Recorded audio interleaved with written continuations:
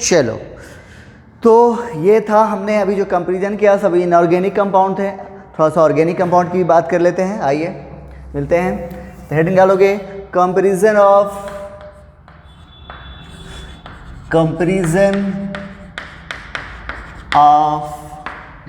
Dipole moment कहाँ?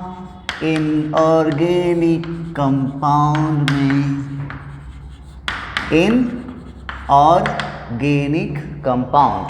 आइए, पहला इन सिस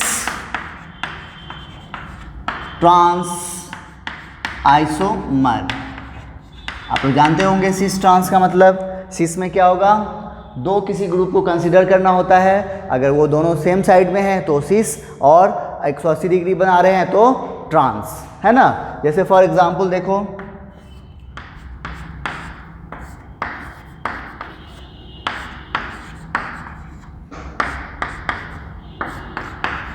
ये हो गया, तो ये क्या होगा, सिस होगा या ट्रांस होगा। तो हमको क्या करना है, दो ग्रुप को किसी को कंसीडर करना है। तो हमने ये दो ग्रुप को कंसीडर किया है, किसको, CH3 को, दोनों एक तरफ है। तो ये क्या हो गया, ये हो गया सिस। वहीं इसको फिर हम क्या करेंगे,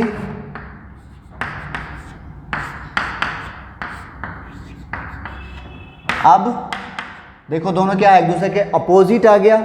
इसका मतलब ये हो गया ट्रांस, ये क्या हुआ, ट्रांस हुआ।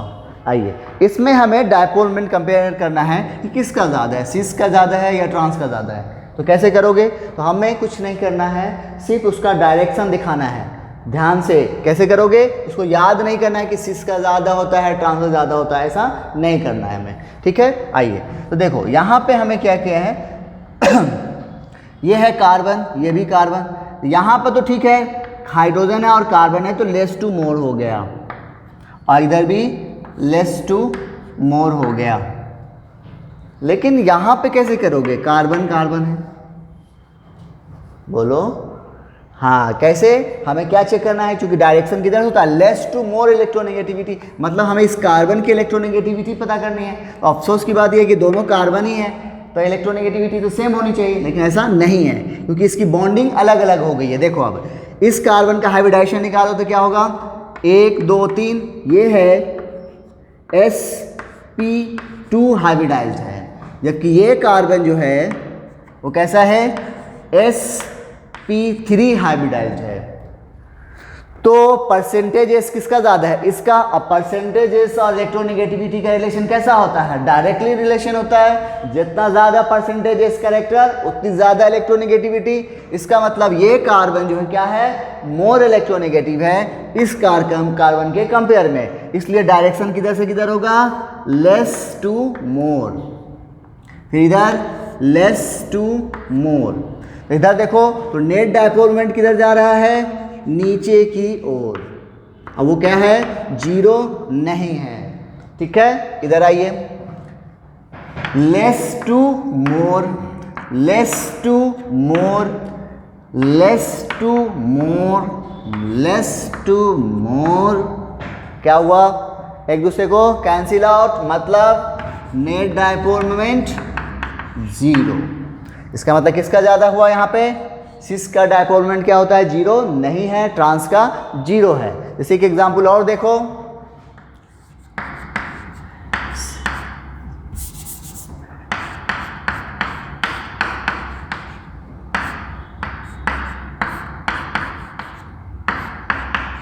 ये हुआ, ये क्या है, सिस हुआ, और ये हुआ ट्रांस। अब बताओ इसका क्या होगा फिर। अब यहाँ पे कार्बन है, ये ब्रोमीन है, तो कार्बन क्या है, less electronegative, bromine more electronegative.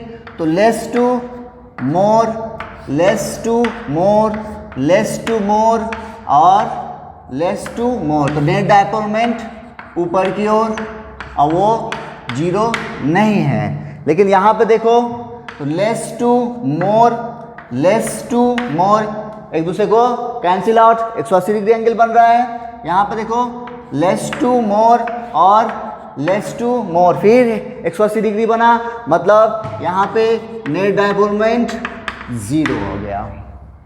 ठीक है, चलो नोट करो।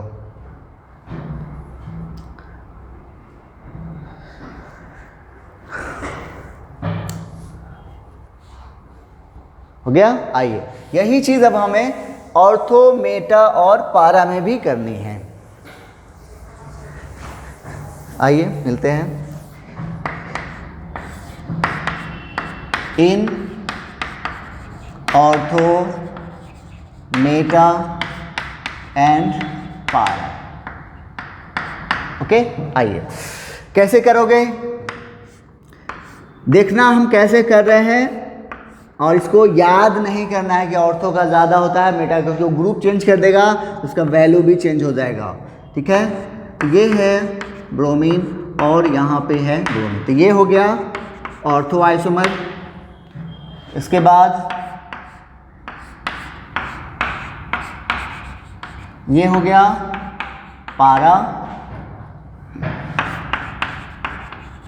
और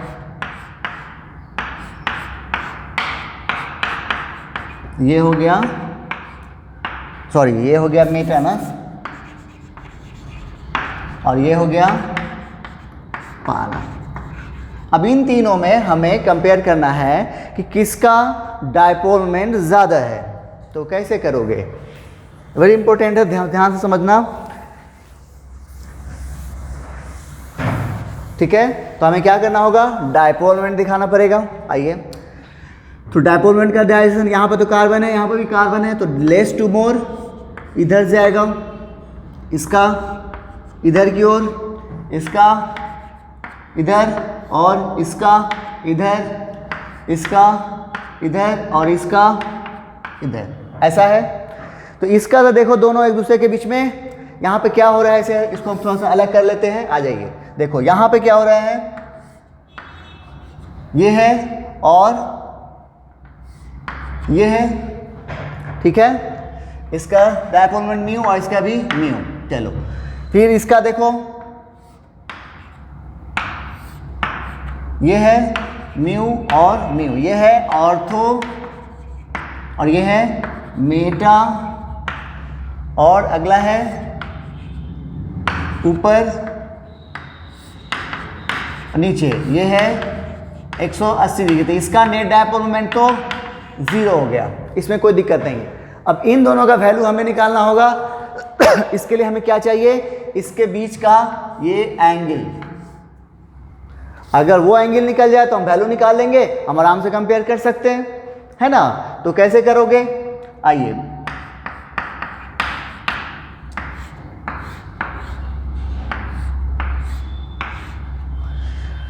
यह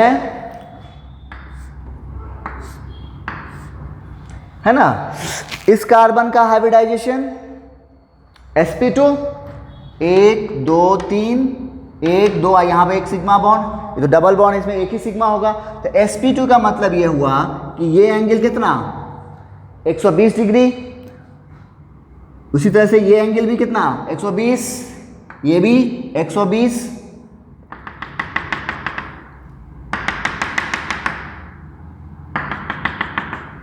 ये हुआ, देखो तो यहाँ पे एक ट्रायंगल बन रहा है, ये क्या कर रहा है, बीच बीच काट रहा है, 120 डिग्री को दो भाग में पट गया, तो ये कितना हो गया 60।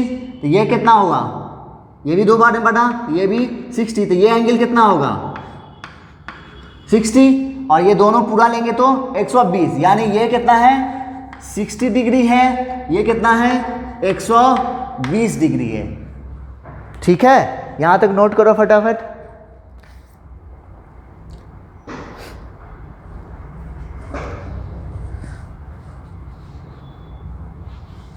ओके, अच्छा, तो अब जो है हमारे पास दोनों में हम रिजल्टेंट निकाल सकते हैं। इन केस ऑफ अर्थो म्यू नेट कितना हो जाएगा, mu square plus mu square plus 2 mu square cos 60 degree. Cos 60 degree का मतलब 1/2, तो यहाँ से 2 से 2 कट गया, क्या आ गया √3 म्यू। वहीं इन मेटा की बात करो म्यू नेट या mu resultant mu square plus 2 mu square और कॉस 120 डिग्री। कॉस 120 डिग्री का मतलब 1/2, तो 2 से 2 कट गया तो क्या इतना गया, देखो 2 mu square minus mu square तो क्या हो गया, म्यू स्क्वायर बराबर म्यू। अब देखो तो वैल्यू किसका ज़्यादा आ रहा है 1.73 म्यू, 1 म्यू और वो 0 हो गया। तो ऑर्डर क्या हो जाएगा हमारा, ऑर्थो का सबसे ज़्यादा, फिर मेटा का और फिर पारा का। ये वैल्यू याद नहीं करना है, मैंने कैसे किया है वो करना है, क्योंकि जैसे ही हम ग्रुप चेंज करेंगे आप देखो कैसे चेंज होता है। ठीक है, यहाँ तक नोट करो।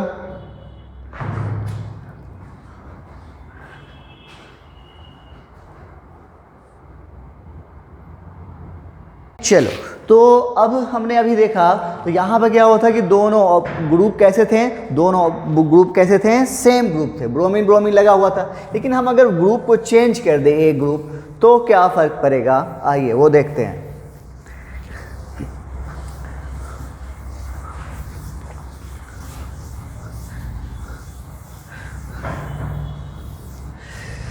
जैसे फिर दूसरा हमारे पास क्वेश्चन है,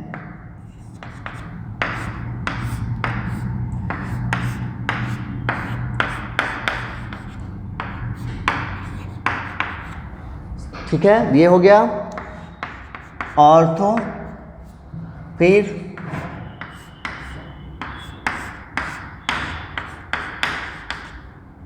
ये हो गया मेटा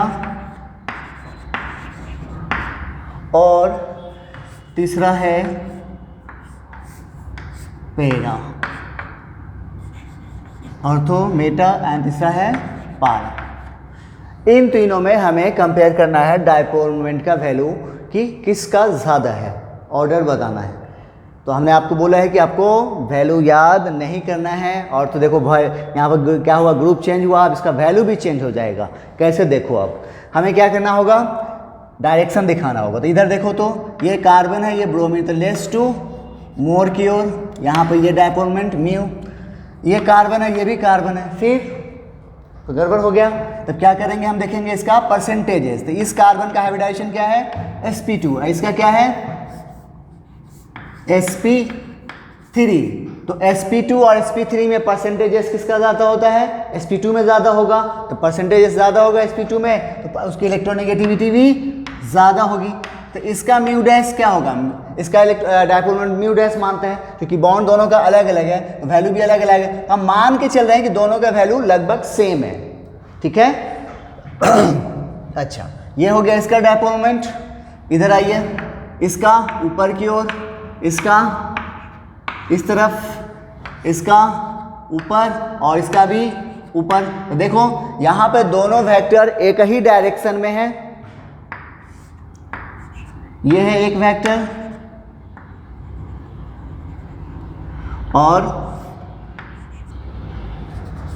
दूसरा वेक्टर ये है। ठीक है, तो यहाँ पे आपका नेट डायपोल मोमेंट क्या हो जाएगा, 2 म्यू। ठीक है, आइए इसकी बात करें। यहाँ पे देखो डायपोल मोमेंट इसका ऊपर की ओर है और इसका इधर की ओर है। इसकी बात करो, इसका ऊपर की ओर है और इसका इस तरफ है। अच्छा, तो एंगल कितना होगा यहाँ पे, यहाँ पे 60 होगा और यहाँ पे 120 डिग्री होगा क्या, नहीं होगा। क्यों, क्योंकि डायपोल मोमेंट क्या है, वेक्टर क्वांटिटी है। और एंगल जो हम लेते हैं दो वेक्टर के बीच में, हम तभी लेते हैं जब या तो वो क्या हो, दोनों उसका हेड जुड़ा हो या दोनों टेल जुड़ा हो। एंगल कैसे कंसीडर मानेंगे, लेंगे हम दो वेक्टर के बीच में, जब दोनों के क्या हो, हेड जुड़े हो या टेल जुड़े हुए। ठीक है, क्या हो, दोनों का या तो हेड जुड़ा हो या टेल जुड़ा हो। यहां पर देखो तो क्या है, दोनों का क्या है, इसका टेल है और इसका हेड है, तो ये एंगल नहीं होगा। और वेक्टर का कुछ कैरेक्टरिस्टिक्स होता है, हम उसको आगे पीछे कर सकते हैं। तो या तो हम इसको लेके नीचे आ जाए या फिर इसको लेके आगे आ जाए।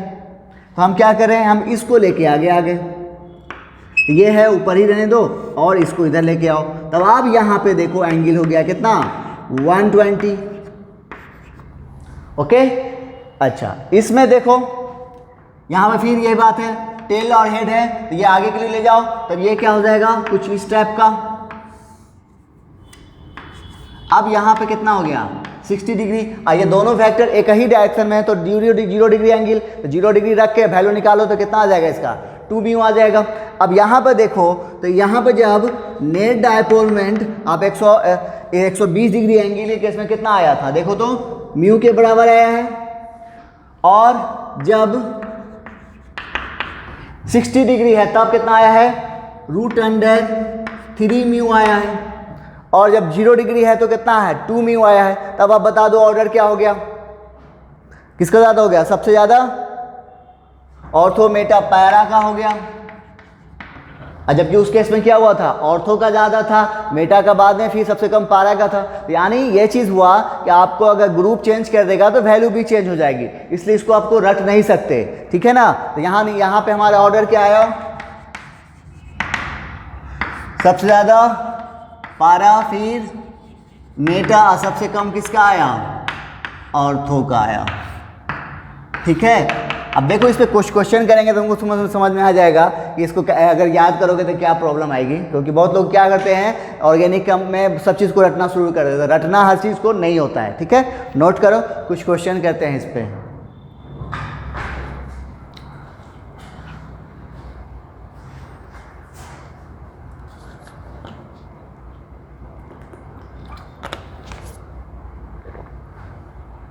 चलो देखो, तभी हमने जो पढ़ा है उस पर कुछ क्वेश्चन है, अब उसको तुम रटोगे तो क्या दिक्कत आएगी देखो। अब यहाँ पे कैसे करोगे, तो उसको रटना नहीं है। देखो कैसे करोगे, मैंने क्या बताया आपको, सबका डायरेक्शन देखो, रिजल्टेंट नेट निकालो, नेट डायपोल मोमेंट निकालो, अपने आप दिख जाएगा, है ना। आइए करते हैं कैसे, जैसे इसको देखो तो इसमें कार्बन है एक क्लोरीन, तो क्या होगा कार्बन से क्लोरीन की ओर होगा लेस टू मोर, इधर लेस टू मोर, ये दोनों देखो क्या बना रहा है 180 डिग्री, यानी कैंसिल आउट, यानी यहाँ पे सिर्फ इस तरफ होगा, यानी यहाँ पे आपको नेट डायपोल मोमेंट किसके बराबर आ गया, म्यू के बराबर आ गया, ठीक है। इसकी बात करो, देखो इसका ऊपर की ओर, इसका इस तरफ और इसका इस तरफ, है ना। अब देखो तो इन दोनों के बीच में 120 डिग्री और 120 डिग्री जब होता है तो उसका नेट रिजल्टेंट कितना आता है, म्यू के बराबर आता है। और वो किधर आएगा, इस तरफ आएगा, इधर पहले से एक म्यू है और एक म्यू इधर और आ गया, तो इस तरह से नेट म्यू कितना हो गया, क्योंकि 0 डिग्री एंगल बन रहा था कितना आ गया 2 म्यू हो गया, ठीक है। इसकी बात करो, देखो इसका ऊपर की ओर, इसका इधर और इसका इधर, तो इन दोनों के बीच में एंगल 120 डिग्री और 120 डिग्री होगा, और फिर इधर रिजल्टेंट आएगा कितना, ये भी म्यू डैश का वैल्यू जो आएगा कितना आएगा म्यू आएगा, तो ये म्यू और ये म्यू दोनों क्या हुआ, दोनों का वैल्यू बराबर, तो यहाँ पे क्या हो गया नेट 0 आ गया। तो ऑर्डर क्या हो जाएगा, सबसे ज़्यादा बी, फिर ए एंड देन सी। फिर से समझेंगे कैसे किया हमने। आपको करना क्या है, जैसा हम डायपोल मोमेंट का डायरेक्शन दिखाना है और फिर नेट रिजल्टेंट निकालना है। तो यहाँ पर देखो तो इसमें था कार्बन है क्लोरीन, तो ऊपर से नीचे की ओर आएगा less to more, less to, दोनों के बीच में एंगल कितना बना 180 डिग्री। तो वहाँ क्या होगा नेट डायपोल, इसका वैल्यू क्या आ जाएगा 0, इसका काम ही खत्म हो गया। बाकी बचा ये सिर्फ एक ही फैक्टर है, इसका नेट किसके बराबर आ गया म्यू के बराबर आ गया। इसकी बात करो तो यहाँ पे देखो 3 इधर गया, इधर आए किधर, तो इन दोनों का क्या आया 120 डिग्री, 120 डिग्री एंगल बना रहा है। तो 120 डिग्री में जब वहाँ हम निकालते हैं रिजल्टेंट तो कितना आता है म्यू के बराबर आता है, और इन दोनों का रिजल्टेंट किधर जाएगा इस ओर जाएगा। जब इस ओर जाएगा तो इधर पहले से ही एक वेक्टर है और एक वेक्टर और आ गया, दोनों के बीच में 0 डिग्री, तो आपका नेट रिजल्टेंट कितना आ गया 2 म्यू आ गया। इसकी बात करो तो इसका उधर, इसका इधर, इधर, तो देखो तो यहाँ पर इन दोनों के बीच में एंगल कितना है 120 डिग्री, और इसका रिजल्टेंट निकालोगे तो कितना आएगा म्यू। तो एक म्यू नीचे की ओर जा रहा है, एक म्यू ऊपर की ओर जा रहा है, यानी दोनों एक दूसरे को कैंसिल आउट, यानी 180 डिग्री तो नेट 0। तो इस तरह से ये ऑर्डर हो गया। ठीक है, इसकी बात करें, आइए इसका ऊपर की ओर, इसका नीचे की ओर कैंसिल आउट, इसका इस तरफ और इसका इस तरफ, ये भी एक दूसरे को कैंसिल आउट, नेट यहाँ पे हो गया 0।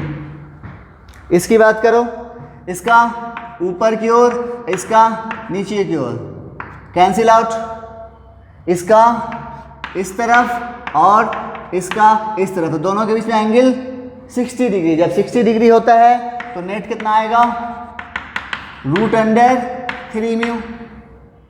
और इसकी बात करो, इसका ऊपर की ओर, इसका नीचे की ओर कैंसिल आउट, इसका इस तरफ और इसका इस तरफ, फिर दोनों एक दूसरे को कैंसिल आउट। कौन बच गया, ये वाला।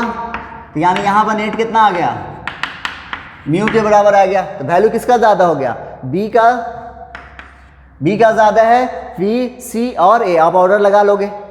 ठीक है, आइए इसकी बात करें। इसमें देखो नीचे की ओर और इधर नीचे की ओर, इधर ऊपर की ओर और इधर नीचे की ओर, तो ये दोनों एक दूसरे के अपोजिट 180 डिग्री एंगल। तो यहाँ पे नेट 0, यहाँ पे 0 नहीं, तो ऑर्डर क्या हो जाएगा, इसका ज़्यादा होगा। ठीक है, कर लोगे, चलो नोट कर लो, फिर कुछ क्वेश्चन देते हैं, फिर इसका जो दूसरा सेकेंड सेक्शन है डायपोल मोमेंट का वो देखते हैं।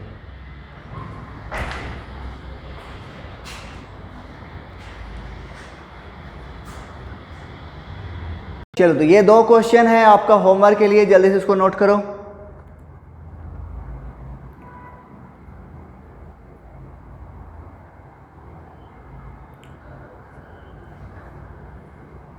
कर लिए, चलो तो हमने डायपोल मोमेंट क्लियर किया है। अब इसका एप्लीकेशन, तो एक तो एप्लीकेशन हम लोग अब तक जो देख रहे थे वही एप्लीकेशन था, दूसरा एप्लीकेशन भी हम देखते हैं क्या है।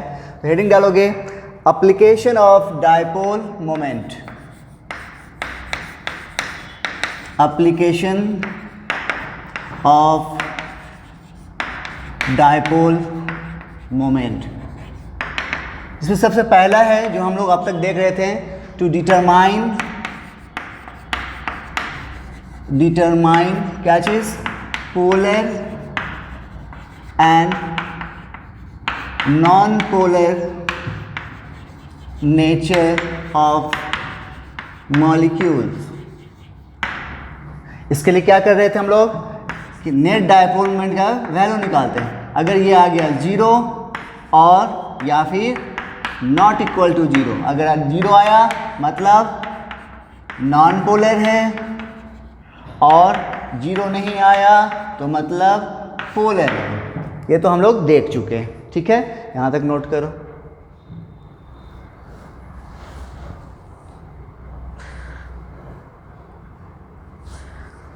दूसरा है to determine,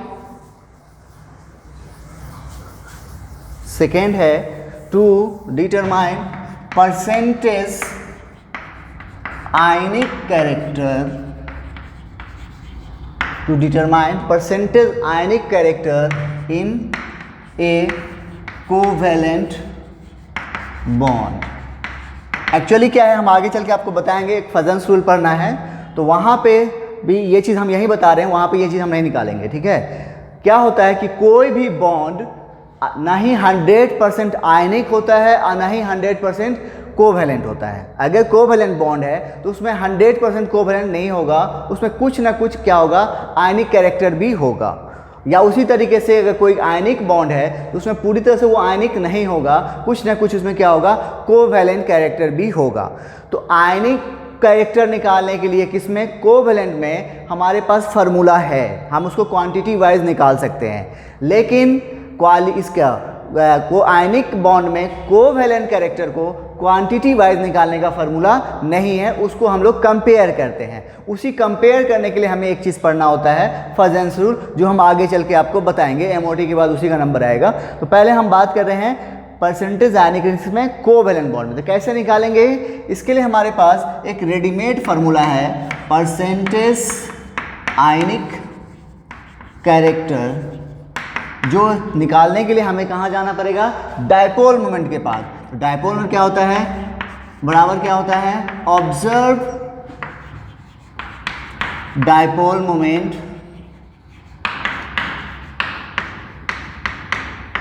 bye theoretical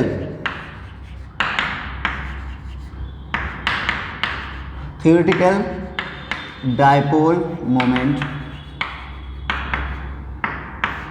into 100। ये है आपको किसी कोवेलेंट बॉन्ड में आयनिक कैरेक्टर निकालने का फॉर्मूला, जिसमें से आपको जो ऊपर में दिख रहा है mu observe given in question, आपको क्वेश्चन में दिया रहेगा कौन सा, ऑब्जर्व डायपोल मोमेंट। आपको निकालना क्या है, थ्योरेटिकल, और फिर आप क्या करेंगे, डिवाइड करके 100 से मल्टीप्लाई करेंगे, आपको परसेंटेज आयनिक कैरेक्टर निकल जाएगा। लेकिन यहाँ पे क्या जरूरत पड़ने वाली है वो हम बताते हैं, जैसे इसको नोट कर लीजिए जल्दी से।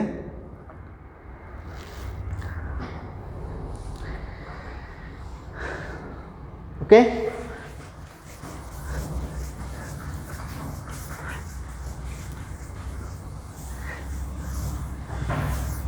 नोट करके एक पॉइंट लिखोगे, डायपोल मोमेंट का यूनिट हमने क्या लिया था, कूलम्ब मीटर लिया था, है ना। लेकिन कूलम्ब मीटर आपको जल्दी मिलेगा नहीं, वहाँ पर जनरली जो डायपोल मोमेंट का कॉमनली यूज जो यूनिट है वो है डीबाई। क्या है, commonly used unit of dipole moment is क्या है, डीबाई, इन शॉर्ट डी।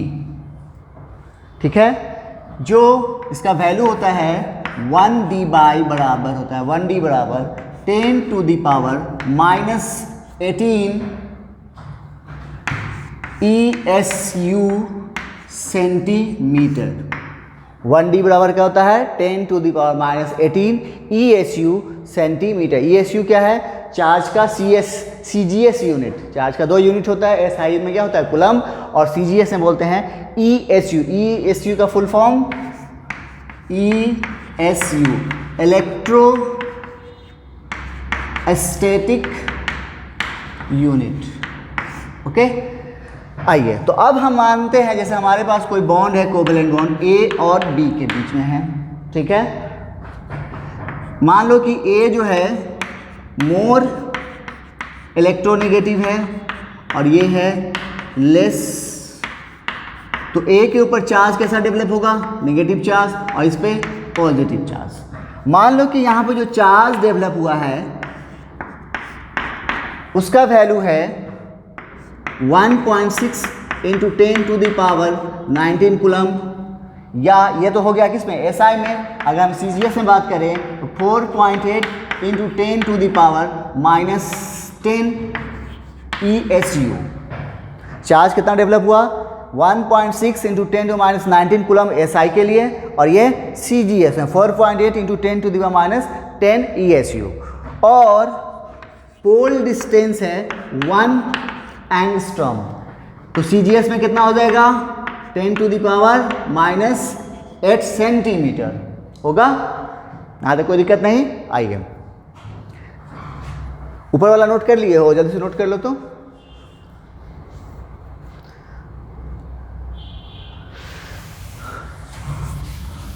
अच्छा, अब हम लोग जानते हैं कि डायपोल मोमेंट का फार्मूला क्या होता है, magnitude of charge into distance. हमने चार्ज यहाँ पे कितना माना है, CGS हम लोग ले रहे हैं, ठीक है, इन CGS। चलो, चार्ज का value 4.8 into 10 to the power -10, और पोल डिस्टेंस का value 10 to the power -8। Unit क्या हो जाएगा, तो चार्ज का यूनिट हमने कौन ये वैल्यू लिया है, तो यूनिट क्या है, ESU, ये हो गया ESU, और पोल डिस्टेंस सेंटीमीटर, तो ESU सेंटीमीटर हो गया। तो इसको सॉल्व करो तो कितना आ रहा है देखो तो 4.8 इंटू 10 टू द पावर -18 और यूनिट ESU सेंटीमीटर। अब देखो तो इस वैल्यू को कुछ कहते हैं, यही था ना 1 dy बराबर 10 to the power -18 ESU centimetre. मतलब ये हो गया कि म्यू बराबर क्या हो गया 4.8 d। ठीक है, ये 4.8 d तब आया जब हमने चार्ज का वैल्यू कितना लिया 4.8 into 10 to the power -10 ESU और डिस्टेंस यानी पोल डिस्टेंस कितना लिया 10 टू द पावर -8 सेंटीमीटर। ठीक है, यहां तक नोट करो।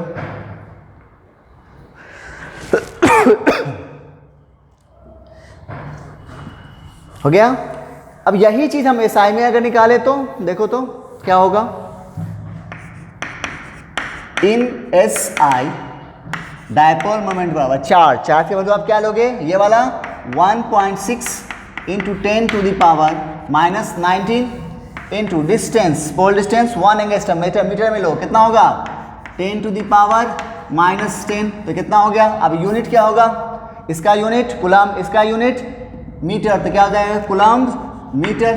तो वैल्यू क्या हुआ देखो तो 1.6 into 10 to the power -29 coulomb metre.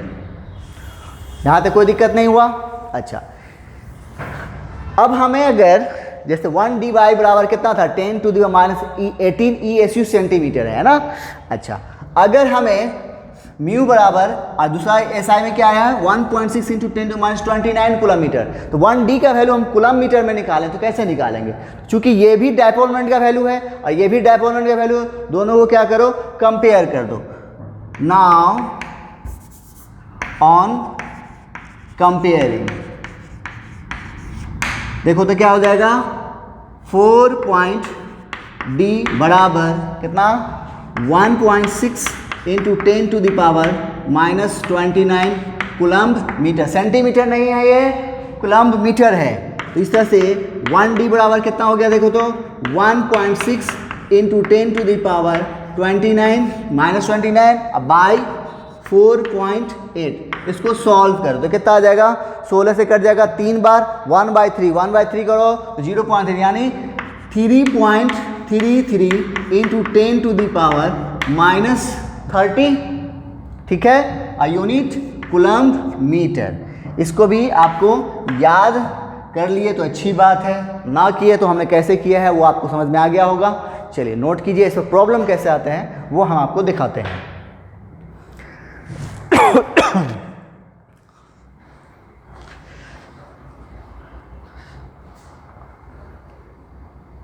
चलो, तो अभी जो हमने पढ़ा है परसेंटेज यानी कैरेक्टर निकालना, वो उस पर 2 क्वेश्चन है, देखते हैं। आइए, पहला क्वेश्चन हमसे पूछा गया है कि if bond length of HCl is 1.34 angstrom and observe dipole moment is 1.08, D stand for Debye, तो परसेंटेज यानी कैरेक्टर इन HCl बॉन्ड में बताइए। और चार्ज का वैल्यू आपको दिया है, चार्ज का वैल्यू दे दे तो ठीक, ना भी दे तो हम जो लेके बनाए हैं, क्योंकि वो वैल्यू अगर D आ रहा है इसका मतलब वो वैल्यू क्या लिया है, वो जो हम लोग लेट करके माने थे वही वैल्यू लिया गया है। ठीक है, तो दे दिया है, चूंकि यहाँ पर दे दिया है तो हम तो लेंगे ही। चलो आइए, तो कैसे बनाओगे इसको, हमें क्या निकालना है परसेंटेज आयनिक कैरेक्टर, तो जिसमें से ऑब्जर्व डायपोल मोमेंट दिया हुआ, हमें क्या निकालना होगा म्यू थ्योरेटिकल निकालना होगा, बराबर क्या होता है magnitude of charge into inter atomic distance या फिर पोल डिस्टेंस। आइए, तो चार्ज का वैल्यू देखो कितना दिया है 4.8 इंटू 10 टू द पावर -10, और क्योंकि ये किसमें देखो CGS में ESU है ना, तो डिस्टेंस भी क्या लोगे CGS वाला वैल्यू लोगे। कितना दिया है देखो तो बॉन्ड लेंथ 1.34 एंगस्ट्रॉम है, तो हम क्या करेंगे यहाँ पे कितना लेंगे -8 लेंगे। तो इस तरह से आपका थ्योरेटिकल डायपोल मोमेंट कितना आ गया 4.8 into 1.34 into 10 to the power -18 ESU centimetre, है ना। और इसी को हम लोग क्या कहते हैं डिवाई कहते हैं। तो इस तरह से आपको थ्योरेटिकल वैल्यू कितना आ गया 4.38 इंटू 1.34 डी, और हमें क्या निकालना है परसेंटेज आयनिक कैरेक्टर बराबर क्या होता है म्यू ऑब्जर्व, ऑब्जर्व कितना है देखो तो 1.08 बाय फिर 4.8 इंटू 1.34। बाकी वैल्यू हम क्यों नहीं ले रहे हैं, क्योंकि ये किस में दिया हुआ है डिवाइड में। आप चाहो तो क्या करो, अगर ये वैल्यू लेना है पूरा तो इसके लिए इसको क्या करोगे चेंज करोगे, तो यहाँ पर डी की जगह पर रख दोगे 10⁻⁻18, तब आप वो वैल्यू तब ये पूरा वैल्यू ले सकते हो। लेकिन चूंकि वो डिवाइड में है तो हमको भी इसको क्या करना पड़ेगा डिवाइड में कन्वर्ट करना पड़ेगा और इंटू 100। अब यहाँ से जो सॉल्व करके आएगा वैल्यू वो आपका आंसर हो जाएगा। कर लोगे, और ये हो गया आपका होमवर्क। ठीक है, चलिए तो ये था dipole moment is very important topic, एक हमारा आज फिनिश हुआ है। ठीक है तो नेक्स्ट लेक्चर में हम लोग घुसेंगे most advance concept of chemical bonding यानी मॉलिक्यूलर ऑर्बिटल थ्योरी। ठीक है, चलिए तो मिलते हैं नेक्स्ट लेक्चर में। Okay, thank you.